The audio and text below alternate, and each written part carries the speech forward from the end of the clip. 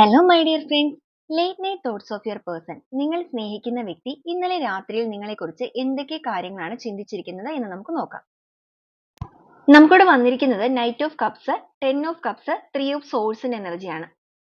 നിങ്ങളുടെ പേഴ്സൺ ഈ ഒരു സമയത്ത് നിങ്ങളുമായിട്ടുള്ള ആ ഒരു വേർപിരിവ് അവരെ വളരെയധികം മാനസികമായിട്ട് വേദനിപ്പിക്കുന്നതായിട്ടാണ് കാണുന്നത്. തീർത്തും ഒറ്റപ്പെട്ട് നിൽക്കുന്ന ഒരവസ്ഥ. ഒരുപക്ഷെ നിങ്ങളുടെ ബന്ധം എന്ന് പറയുന്നത് പൂർണ്ണമായിട്ടും അവസാനിച്ചു പോയ ഒരു ബന്ധമായിരിക്കാം. നിങ്ങളൊരു ഫാമിലി റിലേഷൻഷിപ്പിൽ നിൽക്കുന്ന വ്യക്തികളുടെ ഒരു എനർജി നമുക്കിവിടെ കാണിക്കുന്നുണ്ട്.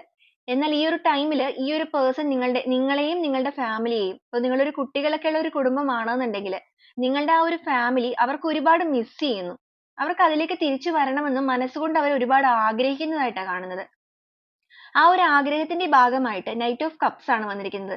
ആ ഒരു സ്നേഹവും ആ ഒരു സാമീപ്യവുമായിട്ട്, ആ ഒരു നിറഞ്ഞ സ്നേഹത്തോടു കൂടി തന്നെ എല്ലാ രീതിക്കും ശുദ്ധമായ മനസ്സോടുകൂടി തന്നെ നിങ്ങളുടെ അരികിലേക്ക് എത്തണമെന്ന് ഇപ്പോൾ ഈ ഒരു പേഴ്സൺ ഒരുപാട് ആഗ്രഹിക്കുകയാണ്. കാരണം അവർക്ക് നിങ്ങളുടെ ആ ഒരു ആബ്സെൻസ് എന്ന് പറയുന്നത് അവർക്ക് എല്ലാ രീതിക്കും ഒരു ശൂന്യതയാണ് ജീവിതത്തിൽ നൽകിക്കൊണ്ടിരിക്കുന്നത്.